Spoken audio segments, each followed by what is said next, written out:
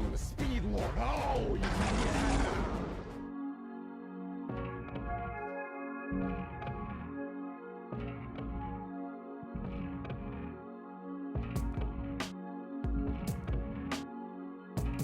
Welcome everyone back to Speed Lords. I bet you thought this was a one and done, just like the other podcast that we won't name. I am, as ever, your host, MBT, and I'm joined today, once again, by Meepmoto27, author of Meep's Deep Game Heap, Yu-Gi-Oh! Pro deck administrator, author, Trinity format god, and all-around excellent person. Hello. Excited to talk about some speed duels now that they've finally spoiled the whole set for Attack from the Deep.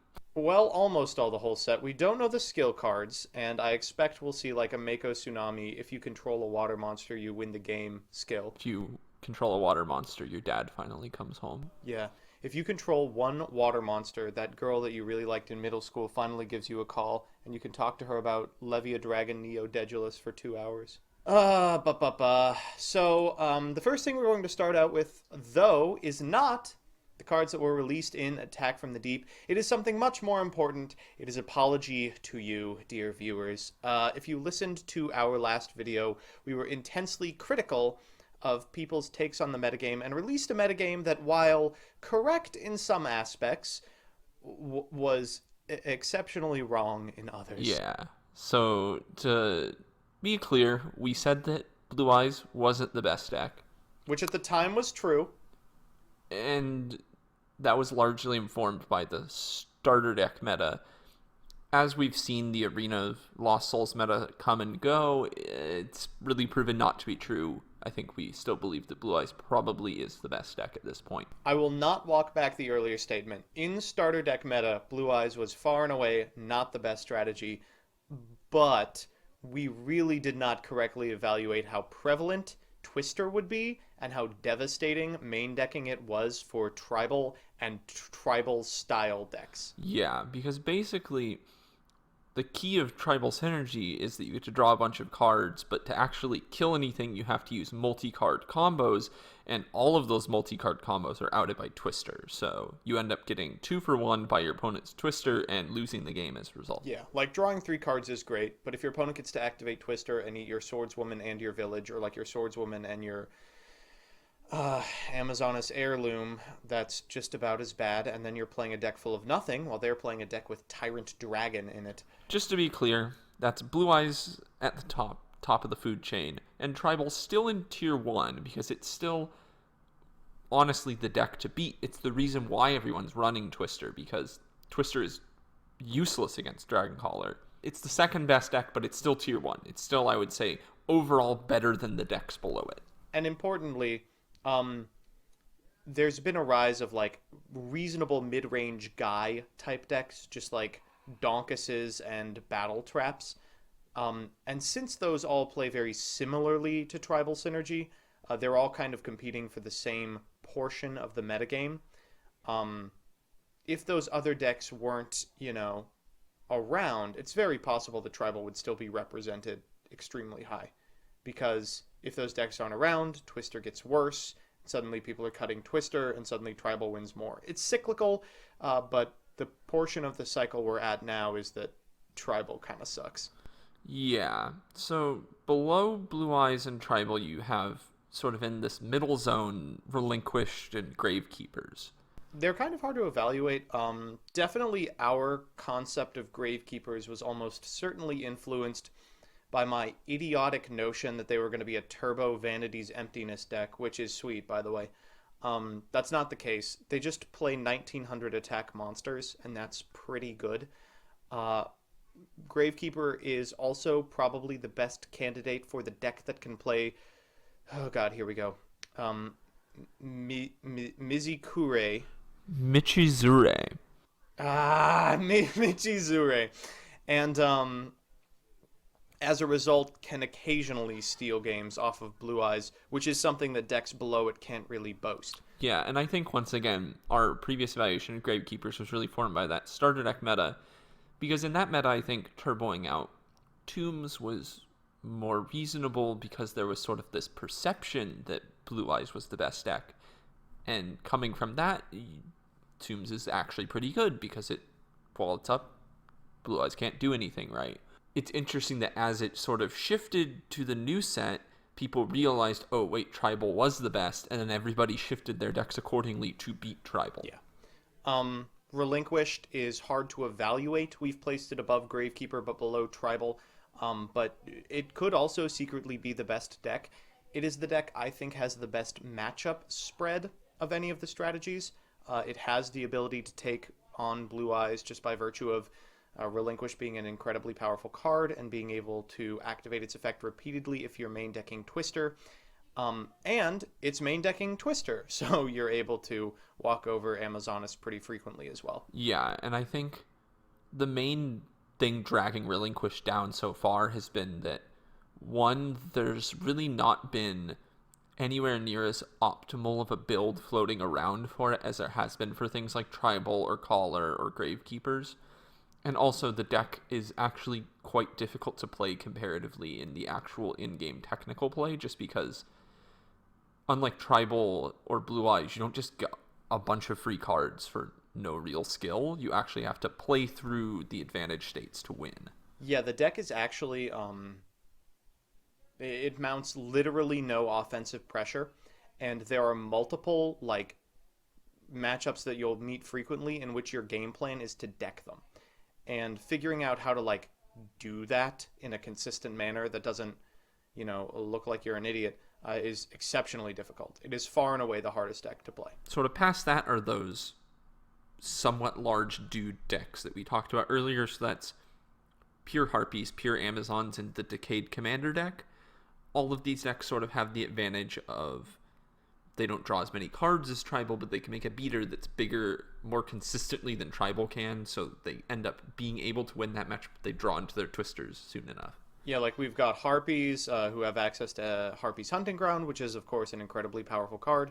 We've got Amazons who have consistent access to the Amazon half of Tribal alongside Amazonas Spy, and Decayed Commander functions very similarly to both of those decks in that it assembles a 2-card combo that makes a very powerful monster that kind of wins the game if it gets to attack unimpeded. Yeah, and I think that with Decayed Commander, especially the fact that you can pretty consistently get a dude that's 17 to 1900 both makes it difficult for Amazons to kill their monsters, and also makes it basically impossible for Amazons to cheese a win with Swordswoman like they can against, say, Blue Eyes, which is a similar deck with large guys. And then finally, at tier 0, of course, is Palominization.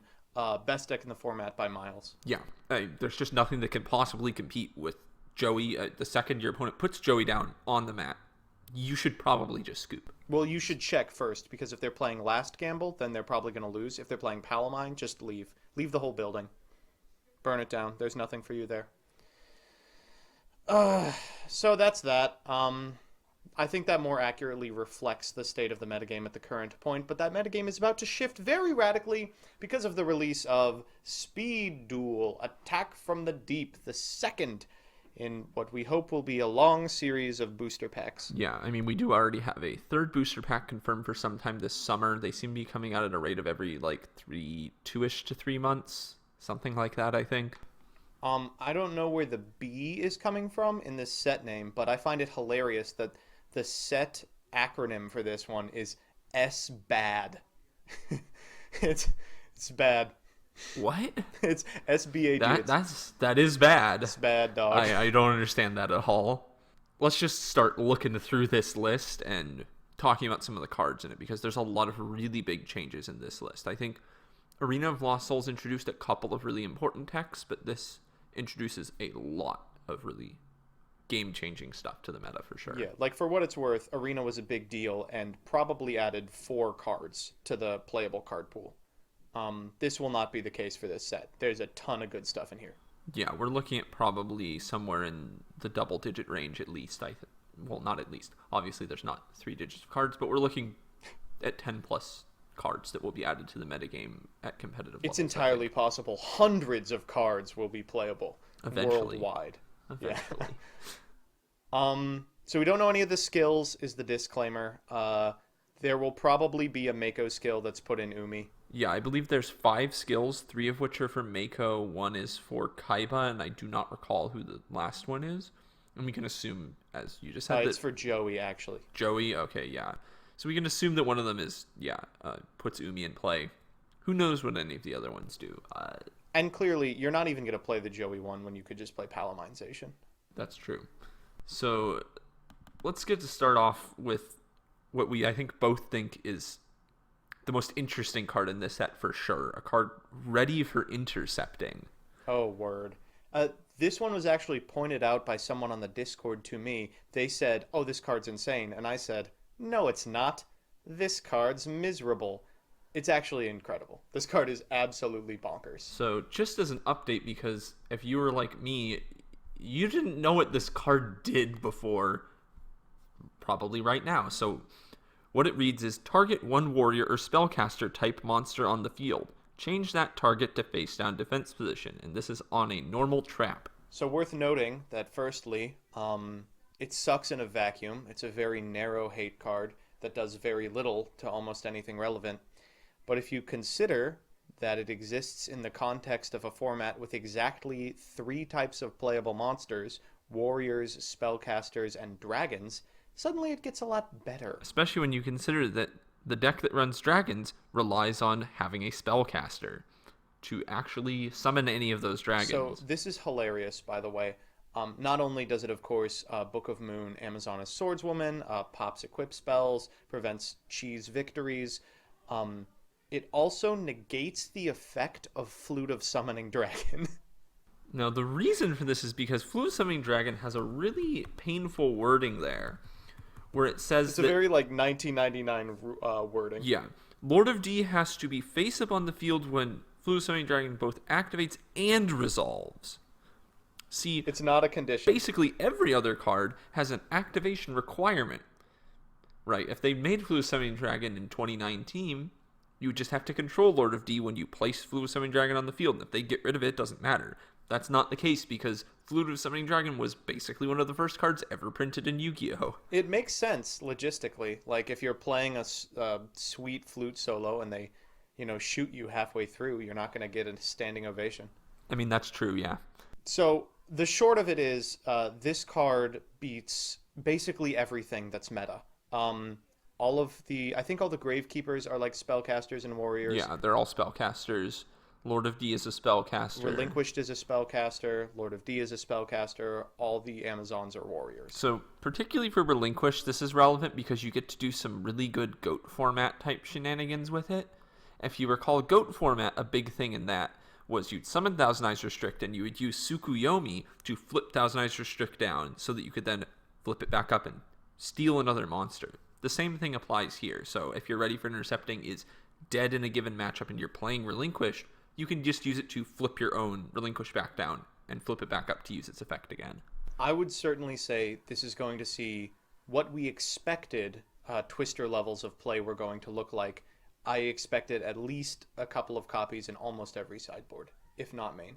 Yeah, I think it really depends on your local meta because while it's good against Caller, Caller's popularity really varies a lot of places just because I honestly couldn't tell you why, but from what I've seen... People hate playing as Kaiba, I guess. Yeah, it's just not that popular of a deck, even though it's probably the best deck going into this set, for sure. So, you heard it here first, folks. Ready for intercepting, Sleeper OP, probably the coolest card in the set. So, going from there, we have another interesting card that's a sort of conditional attack negator as well, called Forceful Checkpoint. This is a lot later. I think it came out in the Dark Illusion in 2016. Yeah, weird that we're getting these 2004 cards paired with stuff from Teedle. This card's actually sees a fair amount of play in Trinity, which is this advantage-oriented alternate format that the pair of us play. It's a strong card. Yeah, so what it reads is, when your opponent's monster declares an attack, you look at their hand. If they have a monster in their hand, you negate the attack, then you discard, I believe, a monster from their hand. There's a lot of ways this will be on. Against any creature deck, of course, it'll be on.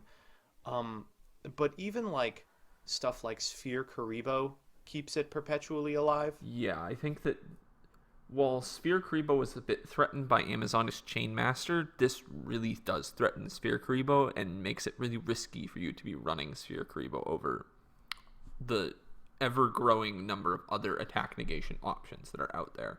Yeah, in general, a lot of decks have to normal summon all their monsters, so you're going to end up, especially on, like, say, turn 1, with an extra monster in your hand. Like, it's much worse late game in simplified game states, but when you get to that point, theoretically, you're not going to need an attack negator. Yeah, so I think it's definitely not, like, a mandatory 3 of in every deck. That's something I could see certain decks running at, say, 2, over something like Kunai with Chain, which I think is probably less versatile. Then we've got 3 1700 vanilla beaters. Yeah, wow. Just immediately power creeping Dragon Zombie. What the heck, game designers? Yeah, so I mean, this is notable because, to my knowledge, there were no 1700 vanillas before this point. So we get Warrior, Digrapher, Axe Raider, and Sonic Duck. Previously, we had Gearfried the Iron Knight and Double Costum as, I think, the strongest monsters in the format. The newer Gravekeeper one, Ambusher, I believe, is also 1700. So the Warriors are pretty much unremarkable because Gearfried's just better than them. Sonic Duck is vaguely relevant. Is it a winged beast? I expect it would be. Yeah, it's a winged beast, so that gives it a lot of synergy with Harpies. So it gets a buff from Harpy Lady 1, and it also gets a buff from Harpy's Hunting Ground. So it can be a relatively large normal summon. It's probably not going to be game-changing for Harpies, but I wouldn't be surprised if Harpy decks started to maybe run 1 or 2 copies of Sonic Duck just as a good beater. You want to run through the Relinquished buffs real quick? First, the obvious, Sonic Bird is insane. This card is going to be playable as all hell and will be included as a 3 of in Relinquished decks, I think. Yeah, so I think much like it was in Duel Links way back when, having Senju and Sonic Duck is really, really good for a ritual-based deck because you want to be able to search for your ritual components because you need both cards to do the combo. So this really ups the consistency of the deck because I think one of the biggest problems with it before was how it had a hard time finding Black Illusion Ritual. It also lets us shed D-Draw as a skill, which means we can probably move to something like Mind Crush, and that paired with Dust Tornado, which we'll get to later, means that we can most effectively snipe our opponent's back row. Yeah, for sure. I think there's going to be a lot of flexibility now that we don't have to run a bad skill to make up for the fact that Relinquish was just a bit inconsistent. Next is Jin. Jin's interesting. This is a very powerful card. Having said that, there's basically no good traps that it negates at this point in time. You can banish it from Graveyard's material, much like Sphere Karibo, and it makes the ritual monster summoned with it immune to trap effects. But basically that lets you dodge Windstorm and, I guess, Ready for intercepting, but that usually benefits you. It's questionable at best if you want to run this, especially since, unlike Sphere Karibo, it's completely dead in your hand until you use it for a ritual summon, so... And again, like, keep in mind, Relinquished isn't losing to traps. It's not losing to, like, Windstorm of Ataqua or, like, Kunai with Chain or anything. It's losing to decks that can consistently clear back row and just punch through it a couple of times. While this card might be a neat tech in the future, especially if better traps come out, for now it's probably not worth playing, especially with how crowded the Relinquished deck is rapidly becoming. Fulfillment of Contract, additionally, is terrible. It's just not very good at all. Yeah, I think it would be better if there weren't 3 spell and trap zones, and Relinquish has to use one of them, and this has to use one of them, and that only leaves you 1 spot for traps, and that's really, really not good. And the other thing is, like, you think this because you haven't played the deck, but Twister is terrible against Relinquished. It stops the card that's currently equipped to it, but the deck just loads up on Battle Changers. It can protect the Relinquished for days. This turns on all of the spell and trap destruction and reads, okay, actually, now a Twister does kill the Relinquished because you'll pop Fulfillment, and then it's going to the Banished Zone. Yeah, definitely this card is something you're probably going to skip when building Relinquish with this new set, unfortunately. Let's do Zombos. Zombie's got a couple of things, and on the surface it might seem like Zombie's got crazy broken new support. And that, unfortunately, I think is not the case at all. Don't get me wrong, the new zombie stuff is cool. Like, it's not terrible, but it's also not great. Yeah, so the first thing they got is Zombina. So that's an effect monster that when it dies, I believe, special summons a zombie from the graveyard. Fine, I think that might see some play, potentially. Just because it's a floater in the mid-game, and that's decent, especially in a grindy kind of format. The Decayed Commander deck is kind of looking for a third monster to play, and this is probably it. Yeah. Now, Goblin Zombie on the surface seems amazing because of how historically good it's been in TCG editions of zombies, especially the infamous Zombie Synchro from way back in the day. Unfortunately, when you actually look at all the good zombies that have been printed, all of them have really, really high defense points. Yeah, I think it gets currently Dragon Zombie and, like, nothing else. Yeah, and Dragon Zombie, as we've learned, is just worse than double cost on, so you really don't want to run it. And third is Pyramid of Wonders. This is a card that is, I think, secretly quite good. Yeah, definitely I think that one of the biggest advantages of the Decayed Commander deck is it gets slightly bigger than a lot of other decks in that strata, right? You know, Harpies and Amazons. Yeah, they don't get huge, but they make it to, like, consistently 17, 22, like, attack point values that are hard for decks that aren't currently being pumped to beat over. Yeah, and unfortunately, I think it doesn't really solve the main problem blocking zombies from being good, which is that they just have no way to kill Blue Eyes or Tyrant Dragon. Right. Pyramid of Wonders is a step in the right direction, provided these decks finagle a tool with which to beat Blue Eyes. And if that means, like, maining 3 ready for intercepting or something, maybe that's what it means. Yeah, I think they'll have to really tech around it, but I think that with more options, especially more counter tech against Blue Eyes, it definitely gives zombies more room to grow in the meta. Let's do some good stuff. Blade Knight, man. It's Blade Knight. Yeah, I mean, it's cool. I like Blade Knight. It definitely goes into the weird section they have in this set, which is we reprinted GOAT format cards, which I think Konami seems to be worried that the sets aren't selling well enough off of being just speed duel sets, so they're trying to get another market in on the set purchasing. It firstly gets GOAT format players to purchase packs, and secondly introduces GOAT format players to the format insofar as, like, in a lot of ways, this is a similar power level to GOAT. There's not a lot going on, you know, it's pretty mid-rangey. So, you know, maybe they think this will be attractive to those type of players. And if we have to lay them a little breadcrumb trail of Blade Knights and Book of Moons for Relinquished, then so be it. Yeah, I think Blade Knight is... I don't know where it would see play, honestly. I think Blade Knight was leaked really early, and we maybe thought it would see play in Relinquished as sort of a auxiliary beater, but now that Sonic Bird's been confirmed, I don't really think there's room in the deck for it anymore. Yeah, Relinquished was kind of missing exactly 2 good monsters that I was filling with, like, Chainmaster to trigger Destiny Draw or Gearfried for the beats. Blade Knight would have filled a good role, but now that we have Sonic Bird, that does a much better job of doing what we want, which is advancing our game state. Yeah, and there's just so many different options for using Relinquish multiple times in a turn by popping your own equip spell that I really don't feel like you need the beater to win games anymore. Then we've got the elephant in the room, Dust Tornado, which... Holy hell, we got Dust Tornado. It was also one of the early cards confirmed, and I think most people immediately recognize that Dust Tornado is crazy for the format. It is immaculate. It will be exceptional. I don't think it is as good as people expect it to be. I think that they're kind of overvaluing it because they're comparing it to, like, Mystical Space Typhoon and comparable cards in Duel Links. It is not those things.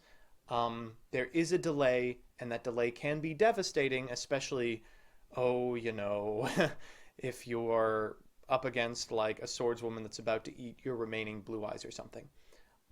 Having said that, it's great.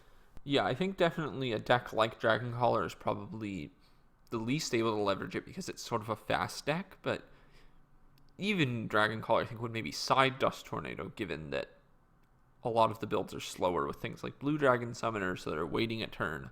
Having that Dust Tornado would be able to pop face-up threats that Twister could deal with, or face-down threats like Ready for Intercepting or Windstorm or something like that. is really, really important for getting through with Blue Eyes, especially now that Ready for Intercepting is yet another thing that's delaying the inevitable kill for Dragon Caller. The other thing I think this does is represent a really cool move by Konami to push some underplayed skills, kind of to the forefront. This card almost single-handedly makes Mind Scan worth playing. Like, suddenly you are aware of what your opponent has, and you absolutely know what you must destroy in every individual instance. So decks that are kind of lacking a skill, maybe the hypothetical good stuff deck with Blade Knight as its forefront, maybe potentially Decayed Commander, maybe Zons. The Zon skill kind of doesn't exist. Can now play Mind Scan and Dust Tornado more effectively than any other strategy. Yeah, because I definitely think being able to effectively recognize, okay, does my opponent have Windstorm or Kunai with Chain or nothing, or are they bluffing for a Sphere Karibo, and then being able to actually address that, do something with that knowledge. Magician of Faith sucks. Not a good card. Yeah, so I think Magician of Faith has potential to be a good card at a later date, but the main thing blocking it is there's just no good spells. There's Twister, and Dust Tornado just got printed, so Twister, while still good, is no longer an amazing, absolutely necessary card, and there's just no other good generic spells that have been printed, or even really just good generic spells in general. That's really all there is to say about that. The water stuff. So this is Attack from the Deep. It's a Mako Tsunami set, so of course we get a lot of water cards, which... the Mako Tsunami set, by the way, has Kaiba on the front. Very happy about that. With Blade Knight, there's no water indication, but it is Attack from the Deep. Much like how Arena of Lost Souls has Yugi and Arcana Knight Joker on it. Yes, the Bones set. Their marketing is a bit mixed here, I think. Having said that, hard to evaluate the water cards because definitely there will be Mako skills that enable them that we don't have. While the cards on their own have a lot of potential, since they're similar to skills that we saw or cards that we saw in Duel Links, where that deck was passable early on. Oh, Mako Shark was good almost for a year, but of course relied on Hammer Shark. Lost Blue Breaker, if there's another Fish, Sea Serpent, or Aqua, it can contribute itself to pop a spell trap. Extremely powerful with Hammer Shark, not great otherwise. Depending what the skills are, it might be good, or if they release Hammer Shark at a later date. Right now, it's mediocre. Then you have Yomi Ship. I think Yomi Ship is still...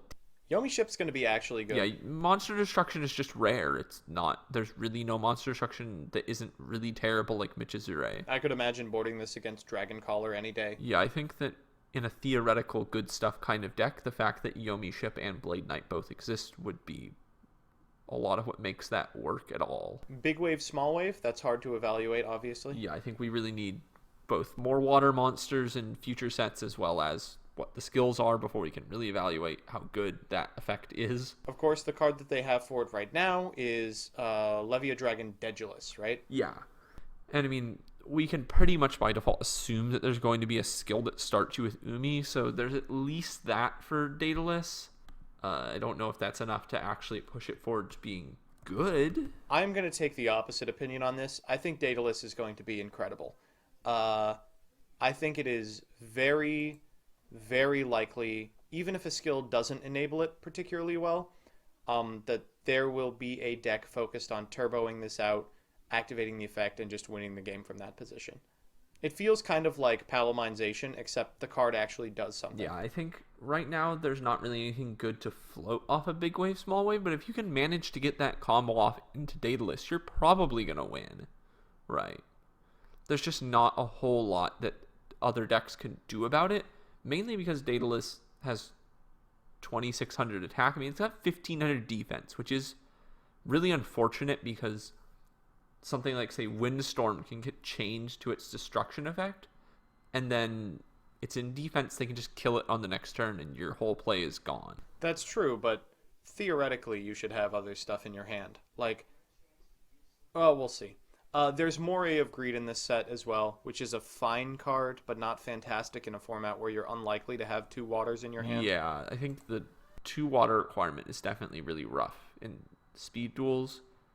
And also filtering through that small of a deck it's iffy how necessary it is, especially when Moray of Greed's bricking a lot of the time. Especially if you draw it at any point later in the game, it's pretty much always going to be dead. After that, we have Ryu Senshi. This is like the first good fusion monster. Yeah, so specifically, this is a card that is good for Palamization because Warrior Digrapher is not actually horrific because it's a level 4 vanilla 1700. Oh, Meep, I have terrible news. Oh, wait. Oh, you can't use Palamization for Ryu Senshi? No. Can we throw it in the garbage? No, because that's what I want to do. It says you have to use the exact materials on it, including Spirit Ryu. So, once again, this is a card that they exclusively printed for the GOAT audience, I believe, because Ryu Senshi is popular in GOAT format as a metamorphosis target for Jinzo, I think. For what it's worth, this card is pretty strong, and it is entirely possible that Turbo out Ryu Senshi in a deck that does other things is a reasonable play, but I'll believe it when I see it. Yeah, I really don't believe that in any way, because the Digrapher and Spirit Ryu are not particularly amazing cards on their own, especially if you have to hard draw both of them along with Polymerization. I'm just not buying it. Next is Mask of the Accursed. This is a real card. This is a Duel Link staple for multiple formats. Unfortunately, the card that I think you want to equip it to the most often, you are not able to do so because you can't target a Blue Eyes while they have a Lord of D. Yeah, and the lack of a main phase 2 prevents you from killing Lord of D and then equipping Mask of Accursed to Blue Eyes. I think the card might still see some side use and will probably get better as time goes on, especially if Konami once again makes the mistake of allowing a burn strategy to be viable like they did in Duel Links. Like 4 individual times. I think that was, the first time with Weevil Burn Mask of the Accursed was used, right? It's almost always Weevil. It's always Weevil. Yeah, there's also a new Amazoness card. Yeah, she's miserable. She's just awful. Yeah, so you might have thought, oh, Amazoness got a new card. Maybe Tribal will stay in the meta. And you would be wrong, because it's Amazoness Trainee, a card that's terrible. It's a 1500 attack Amazon with an actual downside. It puts the monster it destroys on the bottom of the deck, I think, right? Yeah, so monsters destroyed by battle with this specific card are returned to the bottom of the deck instead of going to the graveyard, and it gains a whole 200 attack every time it kills a monster by battle. In speed duels specifically, the graveyard is about as accessible as the actual deck. It's less accessible than the actual deck, very honestly, because the only real way you're ever going to interact with the graveyard is maybe if you're Gravekeepers, but they can both access the graveyard and the deck very easily. I'm a big fan of the idea that like you set up a scenario where you both have Village up and you just like are running these two idiots into each other for the rest of time. Yeah, but in actual real-life applications, this card is just atrociously bad because unless you're playing against Caller, a lot of the time games will grind out and you'll go through most of your deck. So your opponent's very likely to actually see that card you put back into their deck at some point in the duel. Also, it's competing with 3 other Amazons that are all a lot better than it, and none of them are particularly amazing, so this card's just not doing it for Amazons, and really isn't what Amazons needed to stay afloat in the meta. That's upsetting, but understandable. We can't all live forever. So going from that, let's discuss where we think the meta will go now that we've gone over all the new stuff that's coming out in this set. Okay, so quick refresher from earlier in the episode. We're thinking Tier 1, Blue Eyes, Tribal. Tier 2, Relinquished, GK. Tier 3, Harpies, Zons, Decayed. So the first thing, obviously, is that Relinquished shoots all the way up. Yeah, Relinquished is undeniable. I think Relinquished was maybe Tier 1 before, and it's inarguably Tier 1 now, if not the best deck. That, I think, remains to be seen still, but it's going to give Dragoncaller a run for its money, for sure. Relinquished has so many new tools, so many new interesting ways of interacting with the opponent. They still don't have a convincing way to actually end the game, but that shouldn't be that much of a problem when you can like have 2 different main deck ways of accessing another suck. Yeah, and I think that even potentially there could be builds using things like Blade Knight. I think there's just so many build options that we can't even pretend to know what the optimal Relinquish build is going into this new format.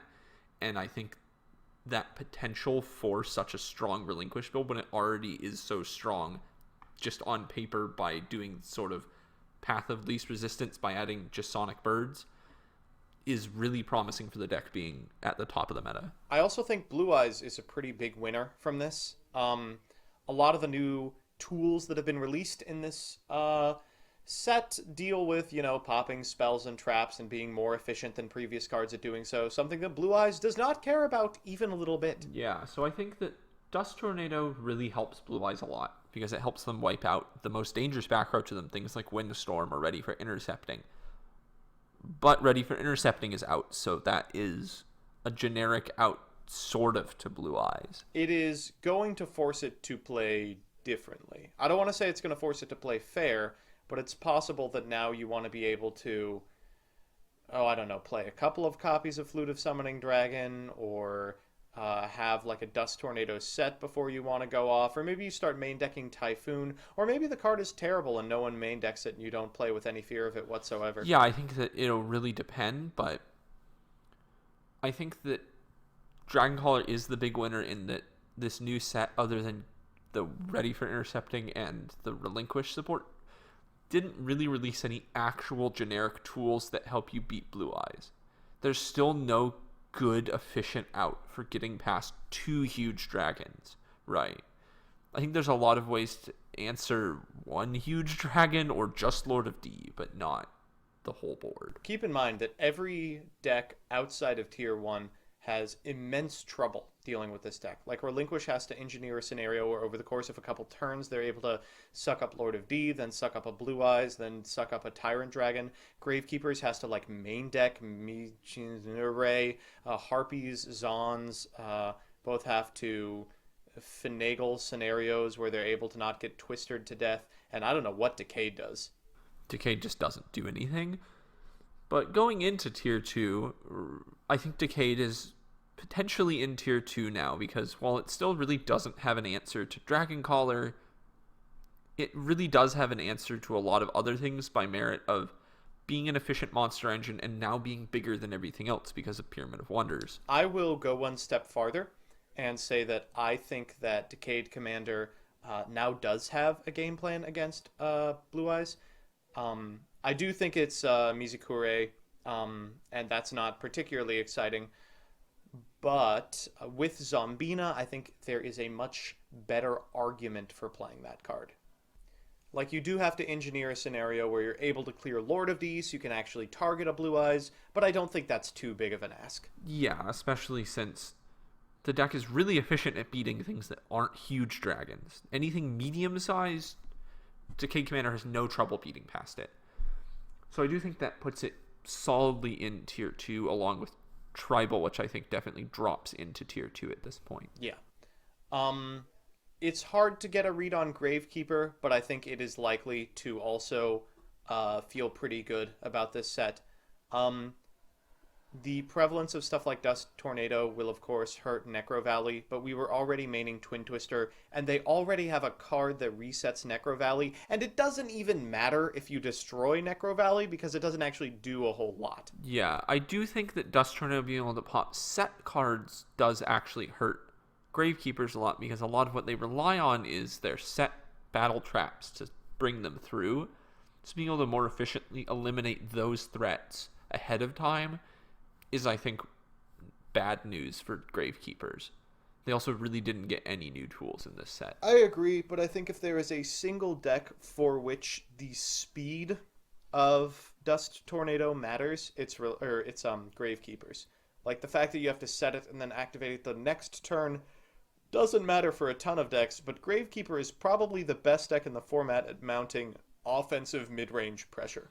Yeah, so I definitely think that Gravekeepers stays probably in about the same spot that it was last format. Harpies, Zons, bleh. I think Zon sort of goes in the garbage bin, honestly. It just doesn't... as Tribal slips, so does Zons. This is essentially just worse Tribal synergy at this point. It dies just about as hard to Twister and Dust Tornado, but without the card advantage engine. I guess the upside is now you have more flexible slots with which to play the new traps, but why wouldn't you just be playing like a better deck at that point, like Gravekeeper or something? Yeah.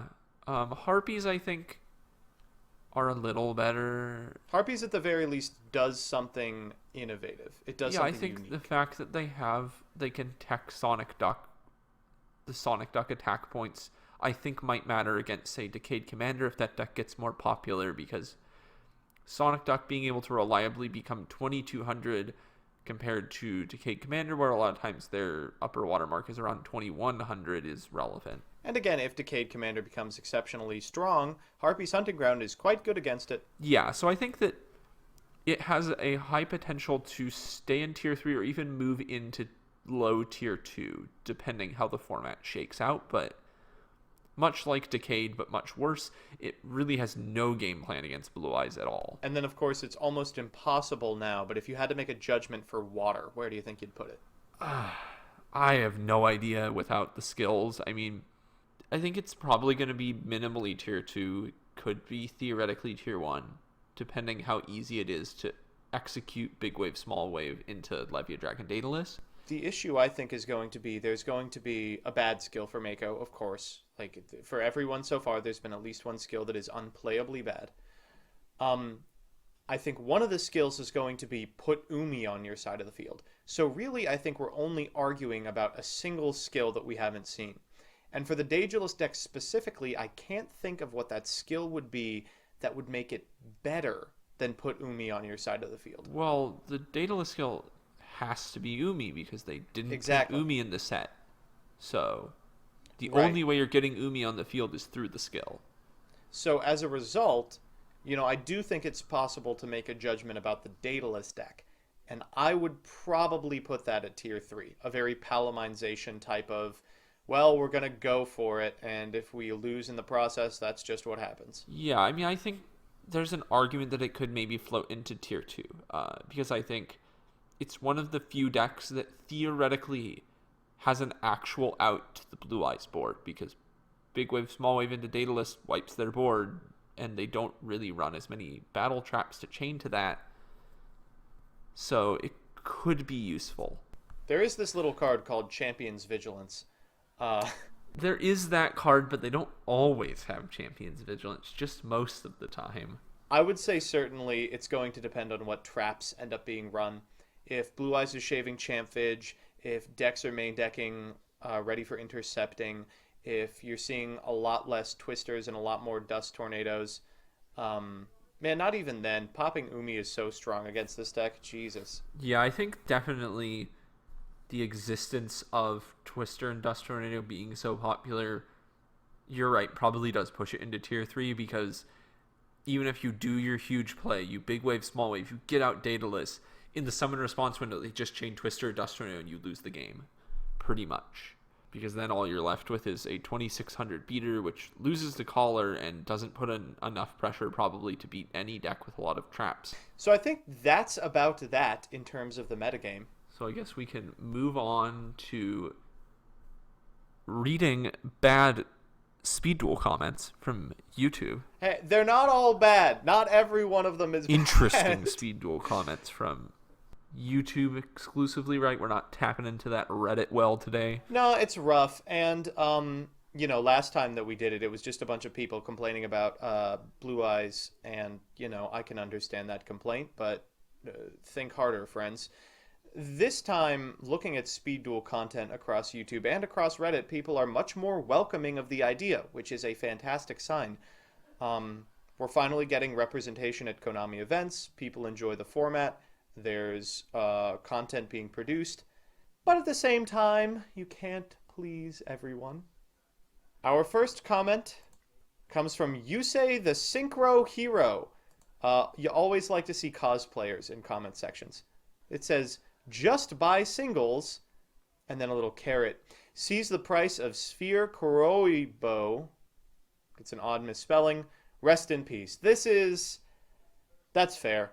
The price of Sphere Kuribo was certainly a huge turnoff for a ton of people, but for what it's worth, it is a lot less right now. Although it is important to note that Sphere Kuribo has been slowly creeping back up ever since Sonic Bird got announced, so that comment might actually loop back around and become true again. I think my original prediction was like Sphere Karibo at $10, and we were so close. It was at like $12.50, and it has crept back up to 15 as people have renewed their interest in Relinquished.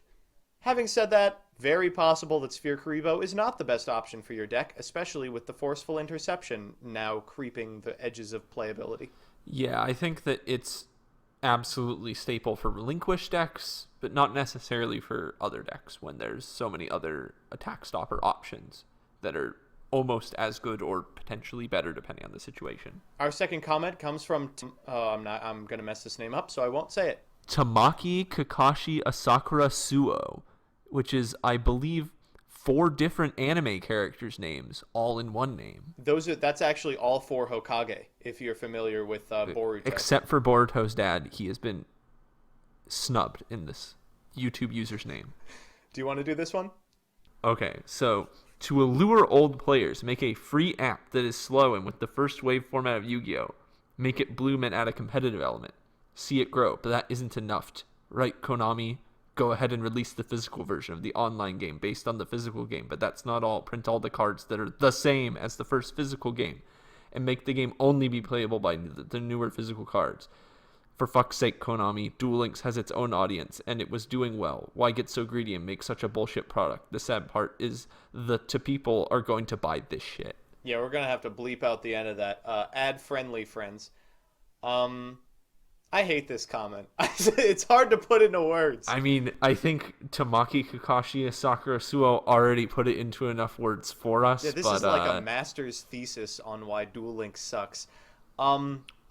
First off, I love that the implicit understanding of Speed Duel is that it's not going to grow. It's going to like be a greedy endeavor that dies out. And to prove this point, we're going to point to Duel Links, the ailing product of Duel Links. I also find it interesting that they're seeming to frame it as Speed Duels is a soulless, expensive cash grab, and Duel Links, a gotcha game, is the people's game. Disgusting. It's the champion of the people. Greedy cash grab game. You should only be able to purchase Sphere Karibo with 30,000 gems. That takes either 100 hours of grinding or hundreds of real dollars. Well, I don't know what to say. First of all, this is something you see all the time in terms of card game people, which is they will critique the hell out of new interpretations of the game. The original card game is as unethical as the one you are critiquing. What do you think is a soulless cash grab here? Is it the pack where you can buy out of box a ready-made deck for like $10 tops? Or possibly is it the constant rarity bumps and constant pushing of new product of the TCG that translates into literal hundreds of dollars in upkeep costs to continue playing the game at a competitive level? Or is it possibly the fact that there's one copy of any given ultra rare in a Duel Links box, and a lot of times you need 3 of that ultra rare, so you have to buy out the whole box multiple times. And the frustrating part about this is like, the concept that it's physical Duel Links, which it clearly is not. The difference in power level and play style of Speed Duel and Duel Links is like night and day. Duel Links has morphed into this like catastrophe of TCG adjacent play styles, except you're summoning Brave Neos instead of link boards. So characterizing it as just the port of Duel Links is true insofar that they use the same system, but false insofar that like Rogue Doll is playable. Definitely, I think the game is a lot more complex and interesting than initial Duel Links was. As a final note, friends, extend your critique of capitalism to everything. Don't segregate it to the things that you are already hating. Our third comment comes from the Jinzo himself, the only Jinzo in the entire world. This one's just good. Amazoness got the Sword of Dragon Soul to out-Bood. Bood being a Blue Eyes White Dragon. Which, the Jinzo, for being a Psycho Shocker android, might not be very good at math. So I don't know if you are familiar with Sword of Dragon Soul. But it equips to a warrior type monster and gives them, I believe, 700 attack points. it's like if you attack a dragon type monster, it is destroyed at the end of the battle phase. The phase. It's just worse than Heirloom. There's not enough slots in the deck, even if it does kill it. It's just worse than Heirloom. It's not a good card. It's just Amazon's Heirloom that doesn't let you push for damage. Well, the next comment's from Leafhopper, who says, at this point, just play Duel Links. Yeah, I know it's digital, but what, Leafhopper? The literal whole point is that it's physical. So the first half is hilarious in that it's a one-sentence comment. They have written the comment and then immediately understood the objection to this comment. At this point, just play Duel Links. That is a digital game. Yeah, I know it's digital, but period.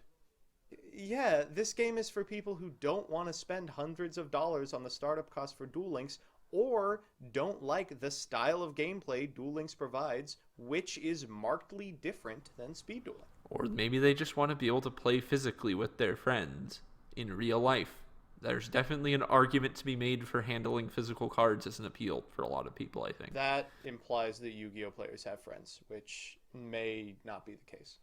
Or they have friends that their friends are playing speed duels, which is unlikely. That's fair, yeah.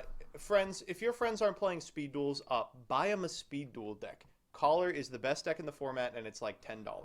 Even though Tribal is worse, buy 3 of that deck. It lets you get Tribal and Caller, and you're good. Just buy extra Windstorms that aren't speed duel legal and just play it on the kitchen table. Or do buy speed duel legal Windstorms. A set of 6 will cost you $10, and that's all you'll ever need. Well, the speed duel legal ones cost $4 each, so are you kidding me? Actually, forget it. Just play Duel Links. And finally, this is on Zeef's video. Are there speed duel players? This comment says, we're a minority, but we exist. From Beep Sleep Streep. A motto to live by, truly. Please, in your quest for equality around the world, do not forget the most oppressed minority, us, speed duel players. The only minority more oppressed than gamers. I mean, they're right, but also Yu-Gi-Oh players are a minority. Yeah, that's true. You've got people with good taste, and then you've got Yu-Gi-Oh players. That's true. So I think that's it. Thank you all for stopping by.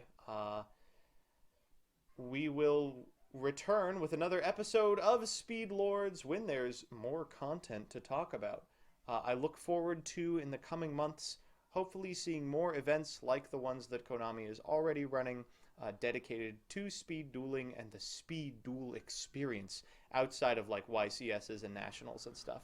Yeah, definitely. I think the fact that they've produced an OTS pack, as that starts to spread out more, hopefully more people will start getting into the game. Yeah, not much else to say than that, but for now you can still build decent decks just out of starter decks, so I think that's the easiest jumping off point for speed duels right now. Any final thoughts? No, I don't think so. All right, everyone buy out Black Illusion Ritual now. It's only getting better from here. Yeah, thanks for listening to Speed Lords, everyone. Stay speedy.